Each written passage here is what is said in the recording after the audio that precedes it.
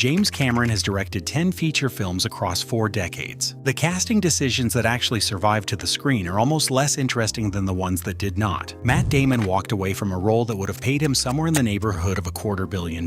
Billy Idol had concept art drawn specifically to resemble his face before a motorcycle accident ended the conversation entirely. One actor spent 9 months convinced he had a role in Avatar, then watched someone else walk onto set in his place. The history of Cameron's films is partly the history of who said no, who got replaced, and who came heartbreakingly close to something enormous.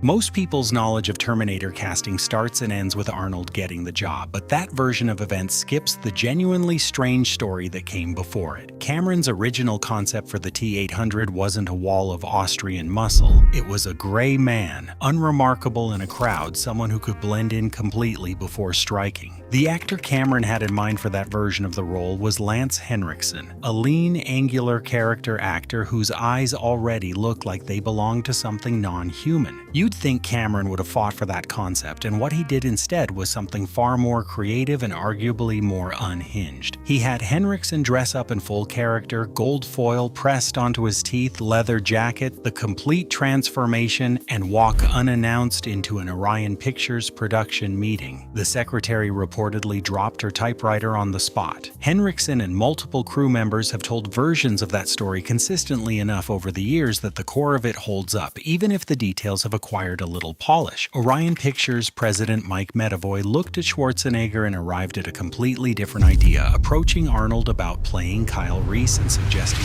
O.J. Simpson for the Terminator role itself. Cameron's objection to Simpson was essentially that his public image was too warm, too all-American to convincingly sell as an unstoppable killing machine. Whether Simpson was ever seriously in the running remains genuinely contested, with Cameron maintaining consistently that Medavoy was speaking out of turn and that he never agreed to the casting. Either way, the conversation happened and left a paper trail. Arnold's original meeting with Cameron had actually been arranged so Schwarzenegger could talk him out of casting him as Reese, and by the end of that conversation, Cameron had his Terminator. Henriksen, for all his preparation and commitment, received Detective Hal Vukovich, a supporting role with roughly 6 scenes and no gold foil required. The film was produced for around $6.4 million and earned over $78 million worldwide in nominal 1984 terms, which made the gamble look very sensible in hindsight. Henriksen remained one of Cameron's most trusted character actors for years, just never again in the chair he was originally being measured for.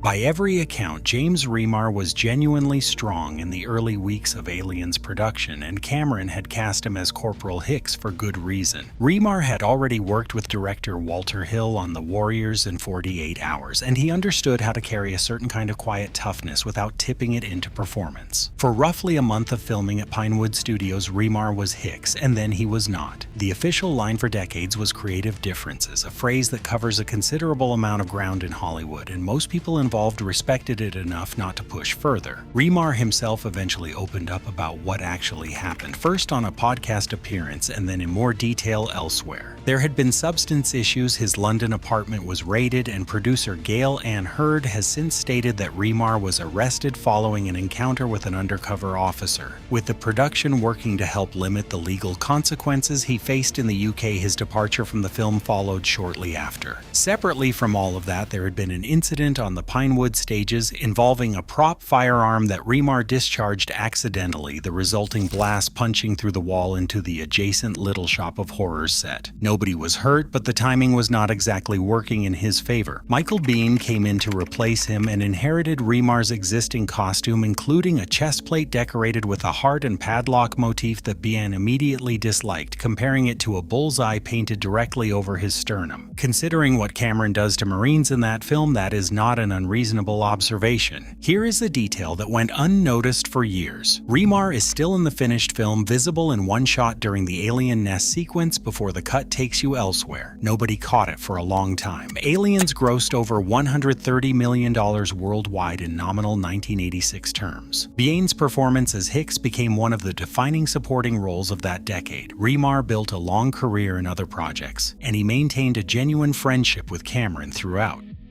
two separate near misses in the same film, and they are remarkable for entirely different reasons, so they each deserve the space to land properly. Start with Billy Idol and the T-1000 because that one borders on surreal. The liquid metal Terminator from T2 stands as one of the most recognized visual effects achievements in the history of cinema, and Robert Patrick's physicality, that relentless forward momentum, made the character work in a way that felt genuinely threatening across every scene. Cameron, though, had built his storyboards and production sketches around a completely different face. He wanted Billy Idol, and in 1990, at the height of Idol's cultural presence, that casting decision would have carried a very specific kind of electricity. Idol visited Stan Winston's studio, saw the concept sketches that had been drawn to resemble him, and was apparently on board with the whole thing. Then in February 1991, Idol was involved in a serious motorcycle accident, the injuries to his leg severe enough to make the physically demanding production schedule impossible. The role went to Patrick. Sit with that image for a second. Stan Winston's team producing detailed concept art for a liquid metal assassin modeled specifically on the face of the man who sang White Wedding. The film would have been a fundamentally different experience, and I genuinely cannot decide whether it would have been better or worse. The second near miss in T2 is less surreal but more direct in its impact. Denzel Washington was Cameron's first choice for Miles Dyson, the Cyberdyne engineer whose research underpins the entire Skynet project, and Washington turned it down with characteristically blunt reasoning. All the character does by his read is look scared and sweat. Joe Morton took the role and was excellent, but there is something in Washington's logic worth sitting with because he was not entirely wrong about the script's demands on that character. Cameron had also separately considered casting Michael Biehn as the T-1000 itself, building from the premise that Skynet had cloned Kyle Reese's body for a new Terminator model, which would have connected the two films in a very specific and emotionally loaded way. That idea did not progress, but it was a genuine option before the liquid metal design direction took hold. T2 carried a production budget of approximately $102 million, excluding marketing, making it one of the most expensive productions of its era. It earned well over $500 million worldwide in nominal 1991 terms.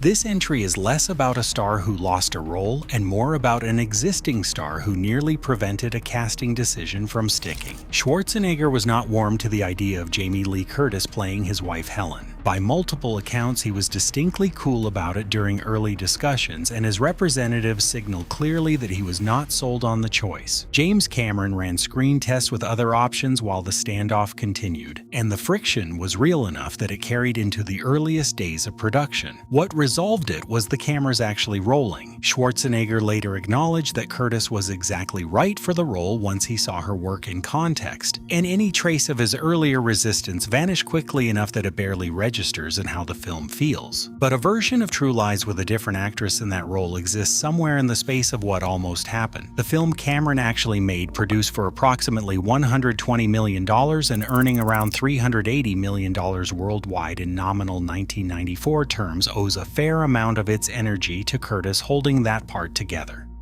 The volume of major stars who circled Titanic and chose not to board is genuinely staggering, and given that the film went on to gross more than $1.8 billion worldwide in nominal terms, collect 14 Oscar nominations, win 11 of them, and define a cultural moment for an entire generation, the collective reasoning behind those decisions deserves a proper look. Gwyneth Paltrow passed on Rose, Winona Ryder was in consideration, Uma Thurman's name appeared in the conversations, and Kate Winslet famously campaigned with such persistence that Cameron eventually had to say yes just to get some peace. Winslet was right about herself for that role, and I am glad she was stubborn about it because the alternatives are difficult to picture without the whole film shifting on its axis. Johnny Depp turned down a role in the production and later acknowledged, with notable understatement, that he had known Titanic was going to be enormous. Whether his part would have been central or peripheral is not fully documented, but the admission itself tells you something about the confidence Cameron was projecting while the film was in development. Robert De Niro offered the role of Captain Smith, turned it down while dealing with a gastrointestinal illness during the casting period, and Bernard Hill took the part with considerable dignity. De Niro's name attached to the bridge of the Titanic is one of those casting images that the brain refuses to entirely process. For Cal Hockley, the antagonist eventually played by Billy Zane, two names kept appearing in period reporting: Michael Biehn and Rob Lowe. Biehn had already appeared in two Cameron films and nearly appeared in a third by that point. Lowe has since suggested that earlier controversies in his personal life may have made studios cautious about placing him in a prestige production at that scale. Neither got the part, Billy Zane did, and the film was produced for approximately $200 million,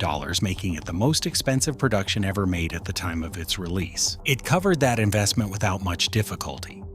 This is the one that still stings, purely in financial terms, more than any other entry on this list. James Cameron offered Matt Damon the role of Jake Sully in Avatar, and alongside the role came a reported 10% stake in the film's profits. If that figure is accurate, it belongs in a category of its own when you look at what followed. Damon turned it down because of his commitment to the Bourne franchise. The scheduling overlap was simply unavoidable for him, and that was that. Avatar grossed over $2.9 billion worldwide across its release and re-releases, placing it at the top of the all-time box office rankings. 10% of those profits, if the reported terms held, would push Damon's foregone earnings into a range that becomes genuinely uncomfortable to calculate at length. Cameron confirmed the conversation publicly in 2022, telling BBC Radio 1 that Damon was beating himself up over it, which feels like one of the more restrained ways anyone has ever described that situation. Sam Worthington took the role, arriving at production as a relative unknown, and Avatar made him a household name overnight, though building on that momentum in subsequent years proved more complicated. Michael Biehn, an actor who has circled Cameron's films more persistently than almost anyone else without fully landing inside them, spent approximately 9 months under the impression he had been cast as Colonel Quaritch, Avatar's primary antagonist. Stephen Lang walked onto that set instead. Biehn did eventually appear in the Avatar universe through sequel material, but his 9-month belief that Quaritch was his represents one of the quieter and more deflating footnotes in this entire story.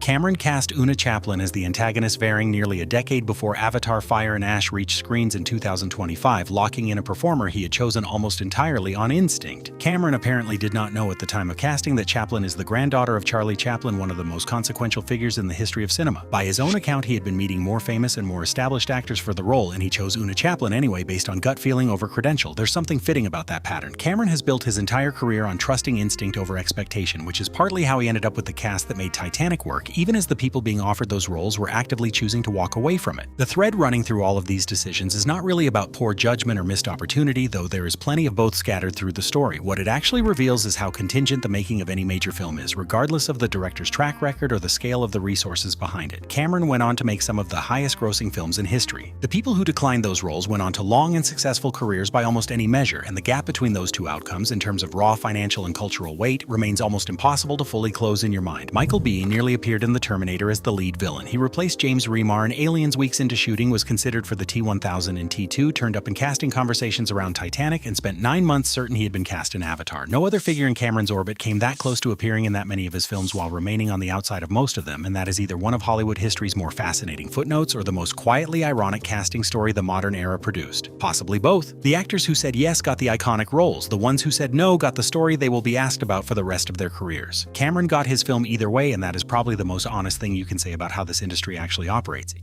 If the distance between who Hollywood almost chose and who actually showed up on screen is the kind of story that stays with you after the credits finish, this channel keeps pulling on exactly that thread.